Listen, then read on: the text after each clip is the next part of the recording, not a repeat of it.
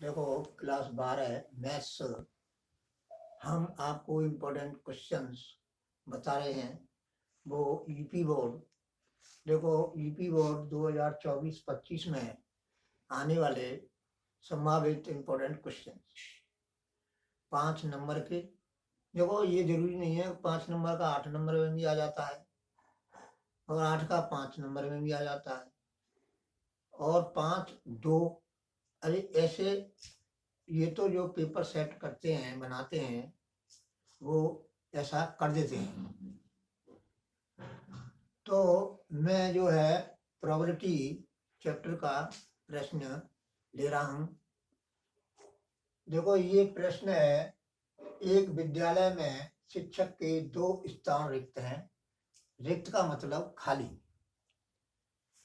साक्षात्कार हेतु एक पुरुष और एक स्त्री आते हैं इंटरव्यू के लिए। पुरुष शिक्षक के चयन की प्रायिकता जो है 1/10 है, और स्त्री शिक्षक की 1/8 है। तो हमें ज्ञात करना है, दोनों चुन लिए जाए, केवल एक चुना जाए, दोनों ही न चुने जाए, ये इनकी प्रायिकता हमें निकालनी है। अब देखो सॉल्यूशन। अब मैं इनका पुरुष को क्या मानूंगा, स्त्री को क्या मानूंगा, यहाँ ध्यान दीजिए। मान लीजिए मैंने एम मान लिया पुरुष शिक्षक चुने जाने की घटना, तथा W बराबर स्त्री शिक्षक चुने जाने की घटना। अब फर्स्ट नंबर, दोनों का चुना जाना स्वतंत्र घटना है ये। तो दोनों जब एक साथ चुने जाएंगे तो इंटरसेक्शन लगाते हैं। तो P M इंटरसेक्शन W बराबर PM गुणा PW, क्योंकि M जो ये घटनाएं हैं ये स्वतंत्र है, चुने जाने की जो घटना है ये स्वतंत्र है, और स्वतंत्र में यहाँ इंटरसेक्शन आ जाए तो हम गुणा करते हैं, बराबर। अब ये दोनों दी हुई है प्रश्न में। देखो PM कितना दिया हुआ है 1/10, तो 1/10 गुणा PW। अब PW देखो 1/8, 1/8 बराबर 1/80। ये आंसर हो गया। अब है सेकंड, दोनों में से एक के चुने जाने की घटना। अब सेकंड है, दोनों में से एक के चुने जाने की घटना 2 प्रकार से घटित हो सकती है। जैसे देखो, पुरुष शिक्षक चुना जाए, स्त्री नहीं शिक्षक नहीं चुनी जाए। स्त्री अब बी में स्त्री शिक्षक चुनी जाए, पुरुष शिक्षक न चुना जाए। न में हम क्या लगाते हैं, ऊपर डैश लगाते हैं। अब देखो, उपयुक्त दोनों घटनाएं परस्पर अपवर्ती हैं। कौन सी? ए और बी एक साथ घटित नहीं हो सकती। जो घटनाएं एक साथ घटित नहीं हो सकती, ऐसी घटनाओं को हम अपवर्ती घटनाएं कहते हैं। जैसे दौड़ प्रतियोगिता, तो जीतना एक ही जीतेगा, दोनों नहीं जीत सकते एक साथ। तो वो घटनाएं जो है कैसी हैं, अपवर्ती हैं। इसी प्रकार यहाँ पर उपयुक्त दोनों घटनाएं परस्परवर्ती होती हैं, तो अपवर्ती होती हैं तो प्लस लगाते हैं। तो देखो, अतः अविष्ट प्रायिकता मतलब इसका मतलब यह है, पुरुष शिक्षक चुना जाए और स्त्री शिक्षक न चुनी जाए।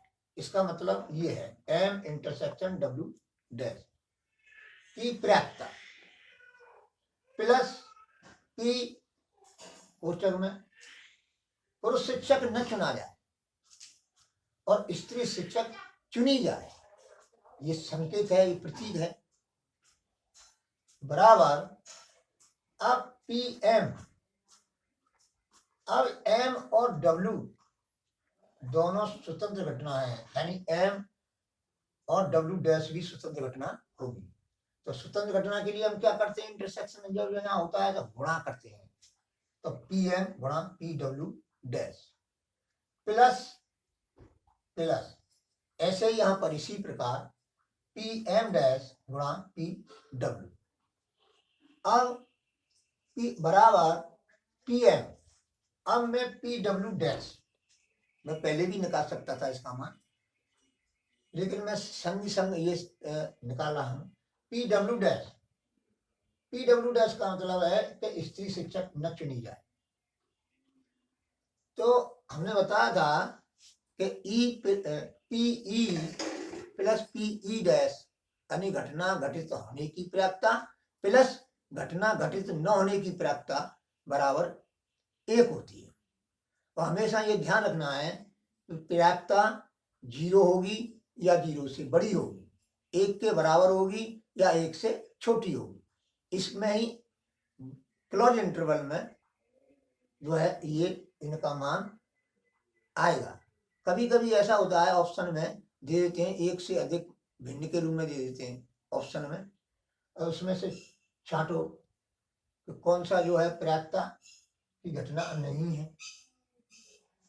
तो यहां पर आओ, अब देखो PW डैश तो मैं लिख दिया 1 माइनस PW उस सूत्र से मैंने बताया, plus plus PM dash 1 minus PM into PW। अब इनके मान हम रख देंगे कहां से, गिवन से।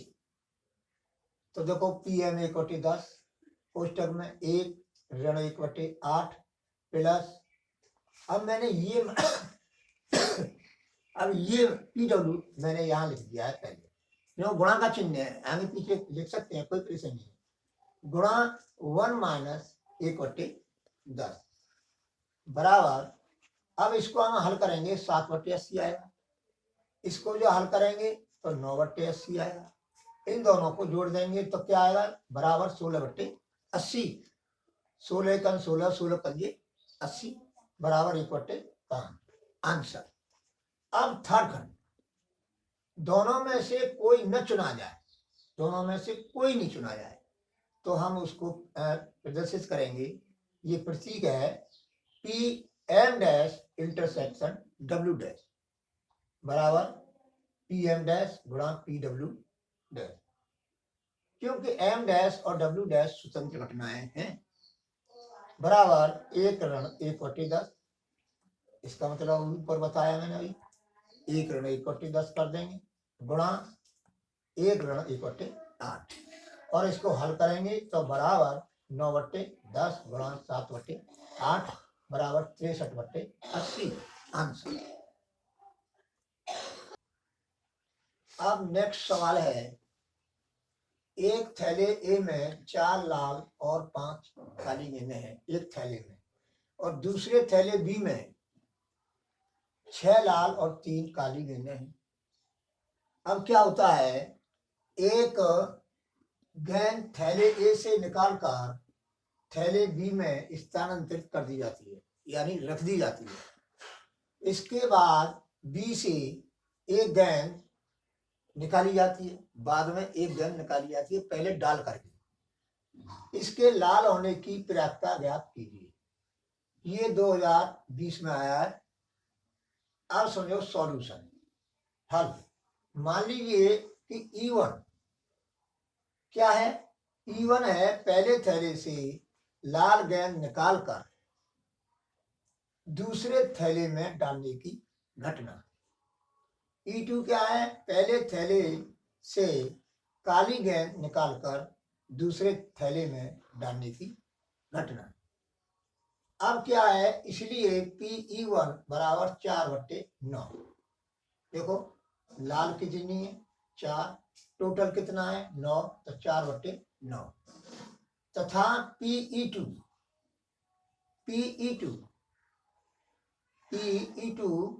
का क्या मतलब है कि काली, तो देखो 5, तो 5 टोटल कितना है 9, 5/9। माना कि E बराबर दूसरे थैले में से लाल गेंद निकालने की घटना, मैंने मान लिया। तो ये हो जाएगा PE अपॉन E1 बराबर 7/10, 7/10, और PE अपॉन E2 बराबर हो जाएगा 6/10। संपूर्ण पर्याप्तता प्रमेय से, संपूर्ण पर्याप्तता प्रमेय से लालगैन निकालने की पर्याप्तता PE बराबर PE1 गुणा PE upon E1 plus PE2 गुणा PE अपॉन E2, क्योंकि यहाँ पर जो है E1 और E2 दो घटना है। अब इनके मान ऊपर से हम रख देंगे, ऊपर से रख देंगे। तो ये रख दिए हमने मान बराबर, ये हल कर लिया हमने, 28/90 प्लस 30/90 बराबर 58/90। अब ये 2 से काट दिए हमने, 2 के पारे से काट दिए, तो ये 29 बार और ये तुम्हारा 45 बार, यानी बराबर 29/45। अब देखो दोबारा से ये 7/10 कहाँ से आया, E अपॉन E1। अब हम एक गेंद डाल देंगे तो 6 3 9 और 1 10 हो जाएगा, इसके लिए भी 10 होगा। अब एक गेंद जो है ये तुम्हारी 6 है, तो कितनी हो जाएंगी 7, वो 3 है, ये 7 हो गई। अब ये 6 जो है 6/, अब देखो यहाँ पर इसको मैं दोबारा से समझा रहा हूँ, इसको E अपॉन E1 और E अपॉन E2। अब इसका क्या मतलब है कि E1 जो है, E1 पहले थैले में से लाल गेंद निकालकर दूसरे थैले में डालने की घटना, लाल गेंद, तब जो है घटना E यानी दूसरे थैले में से लाल गेंद निकालने की पर्याप्तता, ये कंडीशनल है। अब देखो ये 7/10 हो जाएगा, यहाँ 7 एक लाल बढ़ जाएगी, 7/10। E अपॉन E2, अब जो है काली गेंद हम उसमें डालते हैं दूसरे थैले में, तब लाल गेंद होने की पर्याप्तता, तो टोटल तो वही रहेगा। तो अब 6/10, एक यहाँ पर बढ़ जाएगी, 6 और 4 कितने यानी 10, तो PE अपॉन E2 बराबर 6/10। इस तरह से ये मान हमने निकाले। फिर संपूर्ण पर्याप्तता प्रमेय, ये संपूर्ण पर्याप्तता प्रमेय है, सूत्र है लाल गेंद निकालने की पर्याप्तता PE बराबर गुणा हो जाएगा PE1 गुणा PE upon E1 plus PE2 गुणा PE अपॉन E2। ऊपर से देखो इसका गुणा इसमें प्लस इसका गुणा इसमें। अब इनके मान रख देंगे, मान रख के हल कर लेंगे, हल करके 29/45 आया, यही आंसर है। देखो ये नेक्स्ट सवाल है 3 नंबर का। एक थैले में 4 सफेद और 2 काली गेंदें हैं तथा दूसरे थैले में 3 सफेद और 5 काली गेंदें हैं। यदि प्रत्येक थैले से एक गेंद निकाली जाए तो दोनों गेंद काली होने की पर्याप्तता क्या होगी। ये 2022 में आया है सॉल्यूशन। पहले थैले में सफेद गेंदों की संख्या 4 है तथा काली गेंदों की संख्या 2 है, तो ये पहले थैले में कुल गेंदों की संख्या 4×2 बराबर 6 हो जाएगा। सीधा सवाल है। दूसरे थैले में सफेद गेंदों की संख्या 3 है, काली गेंदों की संख्या 5 है, तो दूसरे थैले में कुल गेंदों की संख्या हो जाएगी 8। अब पहले थैले में से एक काली गेंद निकालने की पर्याप्तता कितनी हो जाएगी। देखो 2 काली गेंद, तो देखो 2/6 ये कट जाएंगे बराबर 1/3।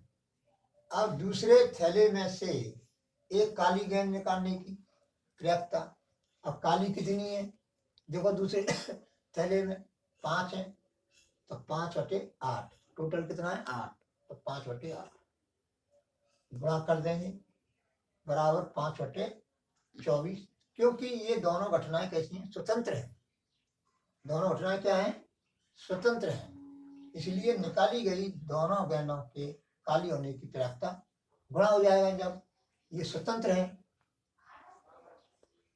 बराबर। ये इस तरह से हल करके बराबर 5/24 इसका आंसर आया है।